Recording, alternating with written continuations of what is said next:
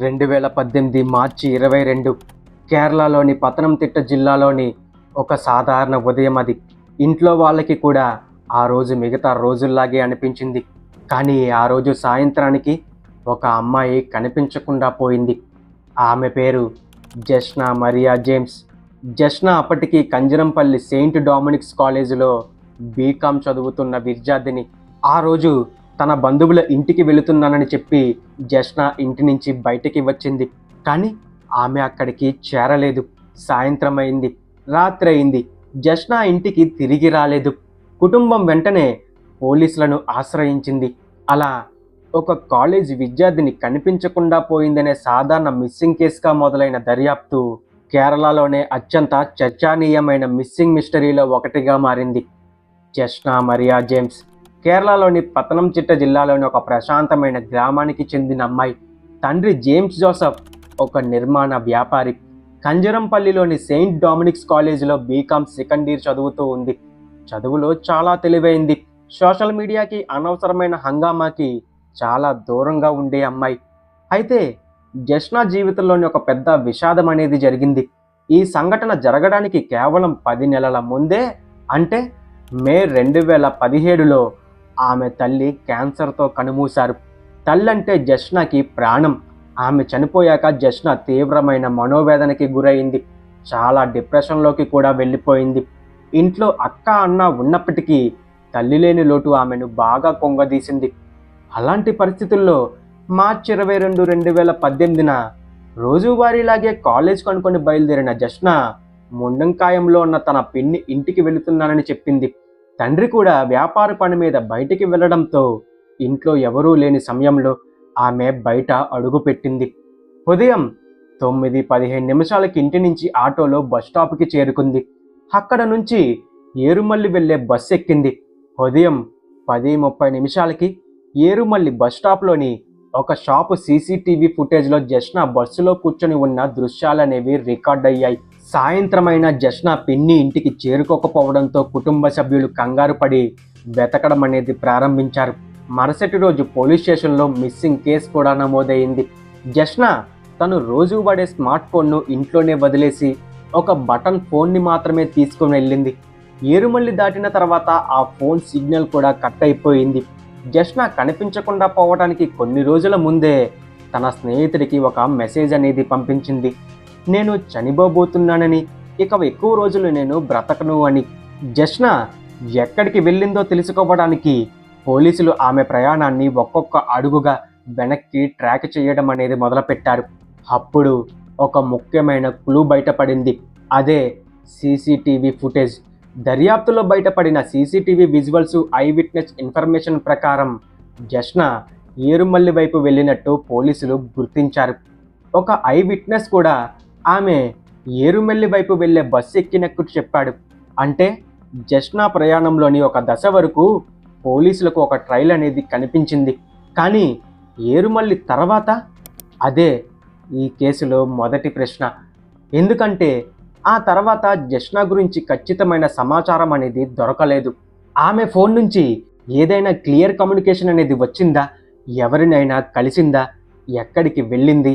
ఏది స్పష్టంగా తెలియదు. కానీ దర్యాప్తు అనేది అక్కడతో ఆగలేదు. ముండంకాయం ప్రాంతంలోని ఒక దుకాణం సీసీటీవీ ఫుటేజ్లో కూడా పోలీసుల దృష్టికొచ్చింది. ఆ ఫుటేజ్లో 2018 మార్చి 22 ఉదయం 11:40 సమయంలో జెస్నా ఆ దుకాణం ముందు నడుచుకుంటూ వెళ్ళినట్టు కనిపించింది. ఆమె దగ్గర 2 బ్యాగ్స్ కూడా కనిపించాయి. ఈ ఫుటేజ్ చాలా ముఖ్యమైన క్లూ. ఎందుకంటే జెస్నా అక్కడ ఉన్నట్టు ఇప్పుడు పోలీసులకు విజువల్ ఎవిడెన్స్ అనేది ఉంది. కానీ ఈ ఫుటేజ్లో మరో విషయం కూడా బయటపడింది. జెస్నా అక్కడ కనిపించిన కొద్దిసేపటి తర్వాత ఆమెకు పరిచయం ఉన్న ఒక మెయిల్ ఫ్రెండ్ కూడా అదే దుకాణం నుంచి ముందుకు వెళ్ళినట్టు సీసీటీవీలో కనిపించింది. అయితే ఇక్కడ ఒక విషయం అనేది చాలా ముఖ్యమైనది. ఇద్దరు కలిసి కనిపించిన ఫుటేజ్ అనేది లేదు. ముందుగా జెస్నా, కొద్దిసేపటి తర్వాత ఆ వ్యక్తి, అంతే. అందుకే ఆ వ్యక్తిపై వచ్చిన అనుమానం ఒక ఇన్వెస్టిగేషన్ యాంగిల్ మాత్రమే. అది అతను నేరం చేశాడని నిరూపించే ఆధారం కాదు. అయితే ఈ సీసీటీవీ ఫుటేజ్లో మరో చిన్న డీటెయిల్ కూడా పోలీసుల దృష్టిని ఆకర్షించింది. ఏరుమల్లిలోని జష్నాని చూసిన ఐ విట్నెస్ ఆమె చుడిదారులో ఉందని చెప్పాడు. కానీ ముండంకాయం సీసీటీవీలో జష్నా జీన్స్లో కనిపించింది. అంటే ఆమె అక్కడ దుస్తులు మార్చుకుంది. ఆమె దగ్గర కనిపించిన బ్యాగ్స్ ఎక్కడి నుంచి వచ్చాయి? ముండంకాయంలోని ఆమె ఎవరినైనా కలిసిందా, లేదా అక్కడ నుంచి మరో ప్రయాణం అనేది మొదలుపెట్టిందా? ఈ ప్రశ్నలకు మాత్రం అప్పట్లో ఖచ్చితమైన సమాధానం దొరకలేదు. ఒక సీసీటీవీ ఒక విషయం మాత్రమే చెప్పింది, జష్నా అక్కడుంది. కానీ ఆ తర్వాత ఆమె ఎక్కడికి వెళ్ళిందో మాత్రం చెప్పలేదు. జష్నా కోసం పోలీసులు కేవలం ముండంకాయం ఏరుమల్లిలోని మాత్రమే వెతకలేదు, కేరళలోని ఇతర ప్రాంతాలలో కూడా సమాచారం సేకరించారు. రాష్ట్రం బయట కూడా ఆమె గురించి లీడ్స్ తీసుకొని ప్రయత్నించారు. కానీ రోజులు గడిచాయి, వారాలు గడిచాయి, నెలలు గడిచాయి. జష్నా మాత్రం దొరకలేదు.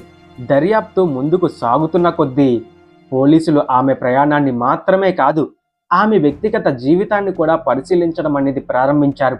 ఆమె ఎవరితో మాట్లాడుతుండేది, ఎవరితో స్నేహంగా ఉండేది, ఆమె కనిపించకుండా పోయే ముందు రోజు ఎవరితోనైనా మాట్లాడిందా? ఈ దర్యాప్తులోనే ఆమెకు కాలేజీ నుంచి పరిచయం ఉన్న ఒక మేల్ ఫ్రెండ్ పేరు ప్రత్యేకంగా పరిశీలనలోకి వచ్చింది. సీసీటీవీలో కూడా అతను జష్నా కనిపించిన ప్రాంతంలో వేరే సమయంలో కనిపించడంతో పోలీసులు అతని కదలికలను పరిశీలించారు. కేసు సిబిఐ చేతిలోకి వెళ్ళిన తర్వాత కూడా ఈ యాంగిల్స్ని అధికారులు పరిశీలించారు. చివరికి ఆ వ్యక్తిపై పోలోగ్రఫీ టెస్ట్ కూడా నిర్వహించారు. అలాగే జష్నా అతనితో కలిసి పారిపోయిందనే కోణాన్ని కూడా పరిశీలించారు. కానీ సిబిఐ కోర్టుకు తెలిపిన ప్రకారం అతనికి జష్నా కనిపించకుండా పోయిన దానికి సంబంధం ఉందని నిర్ధారించే ఆధారాలనేవి దొరకలేదని నిరూపించారు. ఇంతలో జష్నా కుటుంబం కూడా కొన్ని ముఖ్యమైన ప్రశ్నలను లేవనెత్తింది. ముఖ్యంగా జష్నా కనిపించకుండా పోయే ముందు రోజే ఆమెకు సివియర్ బ్లీడింగ్ అనేది జరిగిందని ఆమె తండ్రి పేర్కొన్నారు. ఇంట్లో బ్లడ్ స్టాయింటెడ్ క్లాత్స్ కూడా ఉన్నాయని, వాటి గురించి దర్యాప్తులో సరిగ్గా పరిశీలించలేదనే కుటుంబం ఆరోపించింది. ఈ విషయం తర్వాత కేసులో మరో పెద్ద కాంట్రవర్సీగా మారింది. కానీ సిబిఐ కోర్టుకిచ్చిన వివరాలు వేరుగా ఉన్నాయి. అలాంటి బ్లడ్ స్టాండ్స్ క్లాత్స్కి సంబంధించిన పోలీస్ రికార్డు తమకు లభించలేదని సిబిఐ తెలిపింది. మెడికల్ రికార్డ్స్లో కూడా పరిశీలించిన తర్వాత జష్నా ప్రెగ్నెంట్ కాదని, ఆ బ్లీడింగ్ అనేది నెలసరిగా సంబంధించిందని సిబిఐ కోర్టుకు తెలిపింది. అంటే ఇక్కడ కూడా కుటుంబం చెప్పిన వర్షన్ ఒకటి, దర్యాప్తు సంస్థ చెప్పిన వర్షన్ మరొకటి. కానీ ఈ వివాదం కూడా జష్నా ఎక్కడుందో చెప్పలేకపోయింది. క్రైమ్ బ్రాంచ్ పోలీసులు తమిళనాడు, కర్ణాటక, గోవా అడవుల్లో ఆశ్రమాలలో గాలించారు. జష్నా సమాచారం ఇచ్చిన వారికి 5 లక్షల రివార్డు కూడా ప్రకటించారు. సరిగ్గా ఇదే సమయంలో కేరళలోని అనేక రూమర్స్ కూడా వ్యాపించాయి. జష్నా మతం మారి విదేశాలకు వెళ్ళిపోయిందని, లవ్ జిహాద్ అని ప్రచారం అనేది జరిగింది. స్వయంగా ఎక్కడికైనా వెళ్ళిపోయిందా, ఆమె సూసైడ్ చేసుకుందా, ఎవరితోనైనా కలిసి వెళ్ళిపోయిందా, ఆమెకు ఏదైనా ప్రమాదం అనేది జరిగిందా, ఇలా అనేక అవకాశాలను పరిశీలించారు. కానీ జష్నా చనిపోయిందని నిర్ధారించే ఎవిడెన్స్ కూడా దొరకలేదు. అలాగే ఆమె డిసపిరెన్స్ వెనుక ఎక్స్ట్రీమిస్ట్ లేదా రిలీజియన్ ఆర్గనైజేషన్ ఇన్వాల్వ్మెంట్ ఏదైనా ఉందా అనేది కూడా బయటకొచ్చాయి. కానీ సిబిఐ దర్యాప్తులో అలాంటి ఆర్గనైజేషన్స్తో ఆమె డిసపరెన్స్కి సంబంధం ఉందని నిర్ధారించే ఎవిడెన్స్ దొరకలేదని తెలిపింది. 2024లో సిబిఐ క్లోజర్ రిపోర్ట్ అనేది సమర్పించింది. అందులో జష్నా చనిపోయిందని నిర్ధారించలేకపోయామని, ఆమె కనిపించకుండా పోవటానికి కారణం ఏంటో కూడా ఎస్టాబ్లిషన్ చేయలేకపోయామని పేర్కొంది. అంటే బయటకి చూస్తే కేసు ముగిసినట్టే అనిపించింది. కానీ జష్నా కుటుంబం అక్కడితో ఆగలేదు. జష్నా తండ్రి జేమ్స్ జోసెఫ్ తనకు లభించిన కొన్ని కొత్త సమాచారాన్ని కోర్టుకు సమర్పించారు. ఆ ఎవిడెన్స్ అనేవి సీల్డ్ కవర్లో కోర్టుకు ఇచ్చారు. ఇందులోని పూర్తి వివరాలు పబ్లిక్గా వెల్లడించలేదు. కానీ ఆ ఎవిడెన్స్ని పరిగణలోకి తీసుకున్న తర్వాత కోర్టు సిబిఐని ఫర్దర్ ఇన్వెస్టిగేషన్ కోసం కొనసాగించాలని ఆదేశించింది. ఇక్కడ ఒక ముఖ్యమైన విషయం ఉంది.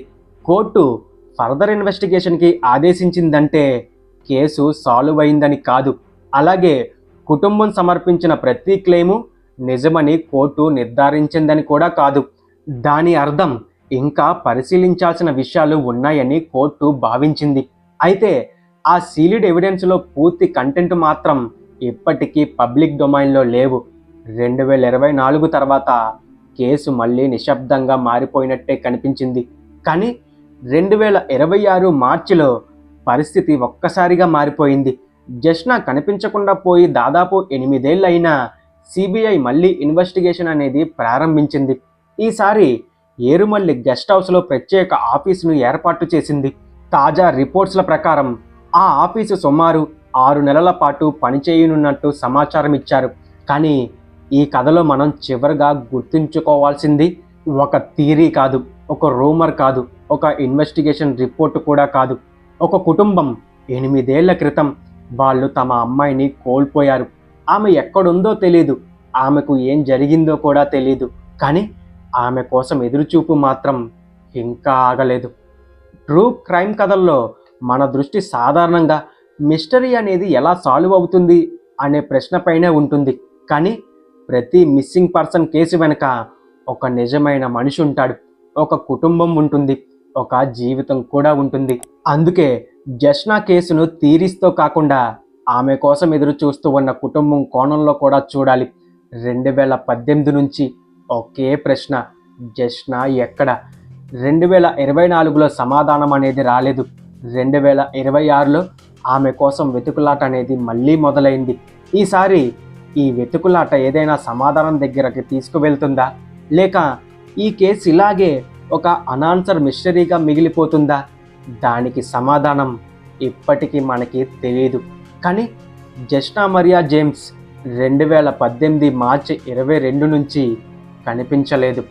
ఆమె ప్రయాణానికి కొన్ని క్లూస్ మిగిలాయి, కొన్ని సీసీటీవీ విజువల్స్ కూడా మిగిలాయి, కొన్ని స్టేట్మెంట్స్ కూడా మిగిలాయి, ఎన్నో థియరీస్ మిగిలాయి.